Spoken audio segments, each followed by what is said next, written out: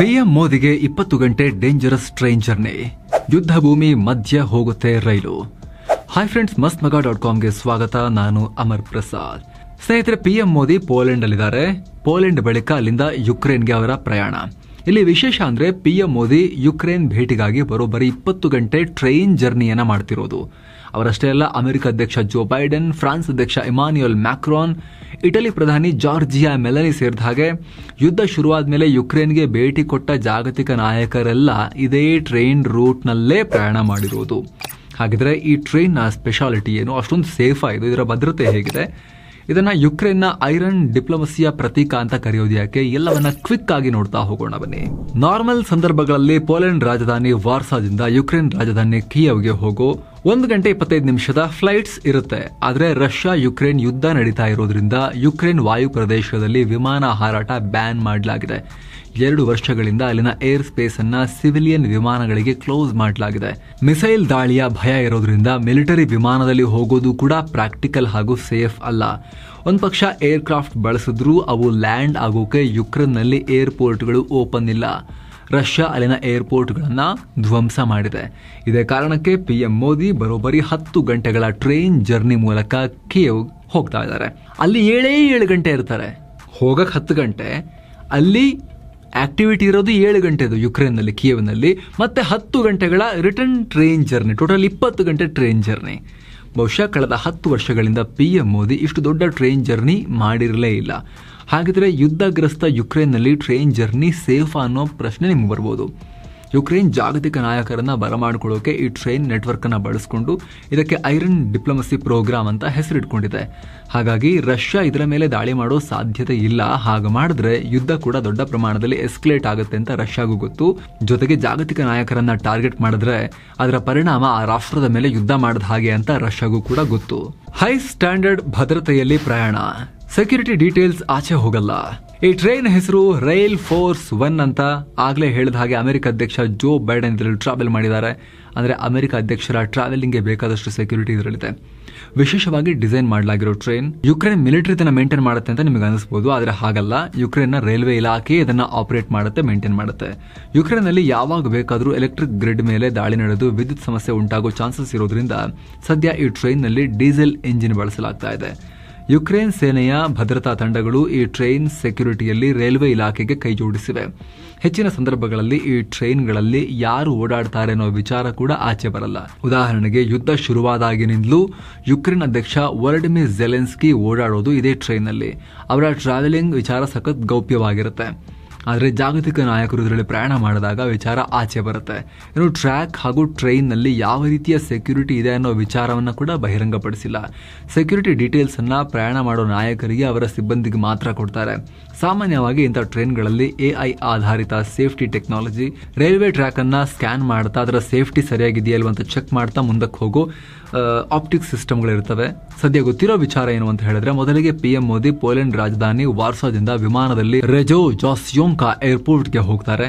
ಅಲ್ಲಿಂದ by road Ukraine border ಬಳಿ ಇರೋ ಪ್ರೆಜಮೆಝಲ್ ರೈಲ್ವೆ ಸ್ಟೇಷನ್ಗೆ ಹೋಗ್ತಾರೆ. ಅಲ್ಲಿಂದಲೇ ಆಗಸ್ಟ್ 22ರ ರಾತ್ರಿ ಅಂದ್ರೆ ಗುರುವಾರದ ಸಂಜೆಯ ಬಳಿಕ ಓವರ್ ನೈಟ್ ಜರ್ನಿ ಶುರುವಾಗುತ್ತೆ. ಸುಮಾರು 645 ಕಿಲೋಮೀಟರ್ ಜರ್ನಿ. ಈಗ ನೀವು ಸ್ಕ್ರೀನ್ ಮೇಲೆ ಆ ರೂಟ್ ನೋಡ್ತಾ ಇದ್ದೀರಾ. 10 ಗಂಟೆ ಜರ್ನಿ ಅಂದ್ರೆ ಆವರೇಜ್ ಆಗಿ ಗಂಟೆಗೆ 64-65 ಕಿಲೋಮೀಟರ್ ವೇಗದಲ್ಲಷ್ಟೇ ಹೋಗುತ್ತೆ. ಹಲವು ಸೇಫ್ಟಿ ಪ್ರೋಟೋಕಾಲ್ ಇರೋದ್ರಿಂದ ಈ ವೇಗ ಮೇಂಟೈನ್ ಮಾಡುತ್ತೆ. ಇನ್ನು ಯಾವುದೇ ನಾಯಕರು ಯುಕ್ರೇನ್ಗೆ ಹೋಗಬೇಕಾದ್ರೂ ಓವರ್ ನೈಟ್ ಟ್ರೈನ್ನಲ್ಲೇ ಕರ್ಕೊಂಡು ಹೋಗಲಾಗುತ್ತೆ. ಆಗಸ್ಟ್ 23ರ ಬೆಳಗ್ಗೆ ಪಿಎಂ ಮೋದಿ ಯುಕ್ರೇನ್ ರಾಜಧಾನಿ ಕಿಯವ್ ರೀಚ್ ಆಗ್ತಾ ಇದ್ದಾರೆ. ರಿಪೋರ್ಟ್ಸ್ ಪ್ರಕಾರ ಸುಮಾರು 7 ಗಂಟೆಗಳ ಕಾಲ ಅಧ್ಯಕ್ಷ ವೊಲಡಿಮಿರ್ ಝೆಲೆನ್ಸ್ಕಿ ಜೊತೆ ಟೈಮ್ ಸ್ಪೆಂಡ್ ಮಾಡ್ತಾರೆ. ನಂತರ ಅದೇ ಟ್ರೈನ್ ಹತ್ತಿ 10 ಗಂಟೆಗಳ ರಿಟರ್ನ್ ಜರ್ನಿಯನ್ನ ಪೋಲೆಂಡ್ ಕಡೆಗೆ ಮೋದಿ ಹೊರಡ್ತಾರೆ. 7 ಗಂಟೆ ಯುಕ್ರೇನ್ನಲ್ಲಿರೋ ಅವರ ಶೆಡ್ಯೂಲ್ಗೆ 20 ಗಂಟೆಗಳ ಟ್ರೈನ್ ಜರ್ನಿ ಇದೆ. ಸ್ನೇಹಿತರೆ, ಸುಮಾರು 200ಕ್ಕೂ ಅಧಿಕ ಡಿಪ್ಲೊಮ್ಯಾಟಿಕ್ ಜರ್ನಿಗಳನ್ನ ಈ ರೈಲ್ ಫೋರ್ಸ್ 1 ಇದುವರೆಗೂ ಮಾಡಿದೆಯಾದರೂ ಕೂಡ ಸೆಕ್ಯೂರಿಟಿ ಲ್ಯಾಬ್ಸ್ ಯಾವತ್ತೂ ಆಗಿಲ್ಲ. ಯುದ್ಧ ಶುರುವಾದ ಟೈಮ್ನಲ್ಲೇ 2022ರಲ್ಲೇ ಪೋಲೆಂಡ್, ಚೆಕಿಯಾ, ಸ್ಲೋವೇನಿಯಾ ಮುಂತಾದ ನೆರೆಯ ರಾಷ್ಟ್ರಗಳ ನಾಯಕರು, ಆಮೇಲೆ EU ನಾಯಕರು ಟ್ರೈನ್ ಬಳಸಿದ್ರು. ನಂತರ ಆಗಿನ ಯುಕೆ ಪ್ರಧಾನಿ ಬೋರಿಸ್ ಜಾನ್ಸನ್, ಅಮೆರಿಕದ ಡಿಫೆನ್ಸ್ ಸೆಕ್ರೆಟರಿ ಲಾಯ್ಡ್ ಆಸ್ಟಿನ್, ವಿಶ್ವಸಂಸ್ಥೆ ಪ್ರಧಾನ ಕಾರ್ಯದರ್ಶಿ ಆಂಟೋನಿಯೋ ಗುಟೆರಸ್, ಯುಕೆ ಪಿಎಂ ಆಗಿದ್ದ Rishi Sunak, America secretary of state Antony Blinken ಸೇರಿದ ಹಾಗೆ ಹಲವು ನಾಯಕರು ಟ್ರೈನ್ ಹತ್ತಿ ಕಿಯವ್ಗೆ ಹೋಗಿ ಬಂದಿದ್ದಾರೆ. ಕೆನಡಾ ಪ್ರಧಾನಿ ಟ್ರುಡೋ 2 ಬಾರಿ ಹೋಗಿ ಬಂದಿದ್ದಾರೆ. ಇನ್ನು ಈ ಟ್ರೈನ್ ನ ಇಂಟೀರಿಯರ್ ಬಗ್ಗೆ ಒಂದಷ್ಟು ವಿಚಾರಗಳು ಆಚೆ ಬಂದಿವೆ. ಕಂಪ್ಲೀಟ್ ಮರದ ಪ್ಯಾನೆಲ್ಗಳ ಕ್ಯಾಬಿನ್, ಎಕ್ಸಿಕ್ಯೂಟಿವ್ ಲೆವೆಲ್ನಲ್ಲಿ ವರ್ಕ್ ಎಕ್ಸ್ಪೀರಿಯನ್ಸ್, ರಿಲ್ಯಾಕ್ಸಿಂಗ್ ಎಕ್ಸ್ಪೀರಿಯನ್ಸ್ಗೆ ಬೇಕಾದಷ್ಟು ಐಷಾರಾಮಿ ಫೆಸಿಲಿಟಿಗಳಿವೆ. ಮೀಟಿಂಗ್ ಮಾಡಬೇಕು ಅಂದರೆ ದೊಡ್ಡ ಟೇಬಲ್ ಇದೆ, ಸೋಫಾ, ಟಿವಿ ಎಲ್ಲ ಇರುತ್ತೆ. ನಿದ್ರೆ ಮಾಡ್ತಾ ಹೋಗಬೇಕು ಅಂದ್ರೂ ಕೂಡ ಅದಕ್ಕೆ ಬೆಡ್ನ ವ್ಯವಸ್ಥೆ ಇರುತ್ತೆ. ಅಮೆರಿಕ ಅಧ್ಯಕ್ಷ ಜೋ ಬೈಡನ್ಗೆ ಟ್ರೈನ್ ಜರ್ನಿ ತುಂಬಾ ಇಷ್ಟ ಅಂತೆ. 20 ಗಂಟೆಗಳ ಟ್ರೈನ್ ಜರ್ನಿ ಮುಗಿದ ಮೇಲೆ ಟ್ರೈನ್ನ ಕ್ರೂಗೆ ಬೈಡನ್ ಥ್ಯಾಂಕ್ಸ್ ನೋಟ್ ಕೂಡ ಕೊಟ್ಟು ಬಂದಿದ್ರು. ಇನ್ನು ಈ ಲಕ್ಸುರಿ ಕ್ಯಾರೇಜ್ಗಳನ್ನು 2014ರಲ್ಲಿ ಕ್ರೈಮಿಯಾ ಪ್ರದೇಶದ ಟೂರಿಸಂಗೆ ಅಂತ ಡಿಸೈನ್ ಮಾಡಲಾಯಿತು. ಆದರೆ ಕ್ರೈಮಿಯಾ ಮೇಲೆ ರಷ್ಯಾ ಆಧಿಪತ್ಯ ಸ್ಥಾಪಿಸಿದ ಮೇಲೆ ಈ ರೀತಿಯ ಕ್ರಿಟಿಕಲ್ ಮಿಷನ್ಗಳಿಗೆ ಇದನ್ನು ಬಳಸೋಕೆ ಶುರು ಮಾಡಿದ್ರು. ಸೋವಿಯತ್ ಕಾಲದ ಕ್ಯಾರೇಜ್ಗಳಿಗೂ ಮಾಡರ್ನ್ ರೂಪ ಕೊಟ್ಟು ಐರನ್ ಡಿಪ್ಲೊಮಸಿಯಲ್ಲಿ ಬಳಸಲಾಗ್ತಾ ಇದೆ. ರೈಲ್ವೆ ಸಿಇಒಗೆ ಬಿಗ್ ಸೆಕ್ಯೂರಿಟಿ.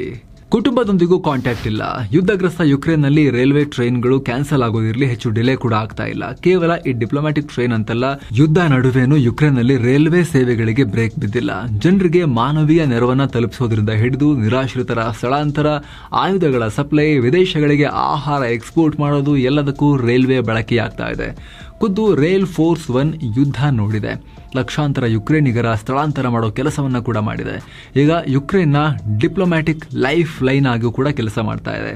ಯುಕ್ರೇನ್ ಎಕಾನಮಿಗೆ ರಷ್ಯಾ ಎದುರು ತೊಡೆತಟ್ಟಿ ನಿಲ್ಲೋಕೆ ಹೆಲ್ಪ್ ಮಾಡ್ತಾ ಇದೆ. ಇದೇ ಕಾರಣಕ್ಕೆ ರೈಲ್ವೆ ಸಿಇಒ ಅಲೆಕ್ಸಾಂಡರ್ ಕಮಿಷನ್ಗೂ ಜೀವ ಬೆದರಿಕೆ ಇದೆ. ಇವರು ಯುಕ್ರೇನ್ನ ಸ್ಟ್ರಾಟಜಿಕ್ ಇಂಡಸ್ಟ್ರಿಗಳ ಮಿನಿಸ್ಟರ್ ಕೂಡ ಹೌದು. ಜೊತೆಗೆ ರೈಲ್ವೆ ಅಂತೂ ಯುದ್ಧ ಟೈಮ್ನಲ್ಲಿ ಸ್ಟ್ರಾಟಜಿಕ್ ಆಯುಧನ ಯಾವುದೇ ರಾಷ್ಟ್ರಕ್ಕೆ. ರಷ್ಯಾ ಕಮಿಷನರ್ನ ಟಾರ್ಗೆಟ್ ಮಾಡಬಹುದು ಅಂತ ಅವರ ಸೆಕ್ಯೂರಿಟಿ ಜಾಸ್ತಿ ಮಾಡಲಾಗಿದೆ. ಅವರಿಗೆ ಶಸ್ತ್ರಾಸ್ತ್ರಗಳನ್ನು ಕೊಡಲಾಗಿದೆ. 2 ಬಾಡಿ ಗಾರ್ಡ್ಸ್ ಇದ್ದಾರೆ. ಇವರ ಶೆಡ್ಯೂಲ್ ಹಾಗೂ ಲೊಕೇಶನ್ ಕೂಡ ಸೀಕ್ರೆಟ್ ಆಗಿ ಇಡಲಾಗ್ತಾ ಇದೆ. ಕುಟುಂಬಸ್ಥರನ್ನ ಭೇಟಿ ಮಾಡೋಕ್ಕೂ ಅವರಿಗೆ ಅವಕಾಶ ಇಲ್ಲ. ಸ್ನೇಹಿತರೆ, ಯುಕ್ರೇನ್ನ ರೈಲ್ವೆ ನೆಟ್ವರ್ಕ್ ಜಗತ್ತಿನ ದೊಡ್ಡ ರೈಲ್ವೆ ನೆಟ್ವರ್ಕ್ಗಳಲ್ಲಿ ಬರುತ್ತೆ. ಸೋವಿಯತ್ ಕಾಲಕ್ಕೂ ಹಿಂದೆನೆ ಯುಕ್ರೇನ್ ರೈಲ್ವೆ ನೆಟ್ವರ್ಕ್ ಡೆವಲಪ್ ಆಗಿದೆ. ಬರೋಬ್ಬರಿ 25,000 ಕಿಲೋಮೀಟರ್ನ ನೆಟ್ವರ್ಕ್ ಇದೆ. ಪ್ಯಾಸೆಂಜರ್ ಟ್ರಾನ್ಸ್ಪೋರ್ಟ್ ಲೆಕ್ಕದಲ್ಲಿ ಯುಕ್ರೇನ್ ರೈಲ್ವೆ ಜಗತ್ತಲ್ಲೇ 6ನೇ ರ್ಯಾಂಕಿಂಗ್ನಲ್ಲಿದೆ. ಮಾಲ್ಡೋವಾ, ಪೋಲೆಂಡ್, ರೊಮೇನಿಯಾಗಳಿಗೆ ಇಂಟರ್ನ್ಯಾಷನಲ್ ರೈಲ್ವೆ ಕನೆಕ್ಷನ್ ಅನ್ನ ಯುಕ್ರೇನ್ ಹೊಂದಿದೆ. ನೀವು ಪತ್ರಕರ್ತರಾಗೋ ಆಸೆ ಇದೆಯಾ? ಹಾಗಿದ್ರೆ ನಮ್ಮ ಆನ್ಲೈನ್ ಜರ್ನಲಿಸಂ ಕೋರ್ಸ್ ನಿಮಗೆ ಯೂಸ್ ಆಗ್ಬೋದು.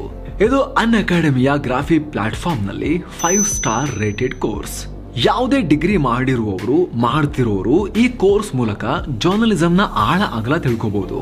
ಜರ್ನಲಿಸಂ ಡಿಗ್ರಿಯನ್ನೇ ಮಾಡ್ತಿರೋರು ಈ ಕೋರ್ಸ್ ಮಾಡಿದ್ರೆ ಇನ್ನಷ್ಟು ಕ್ಲಾರಿಟಿ ಪಡಿಬಹುದು.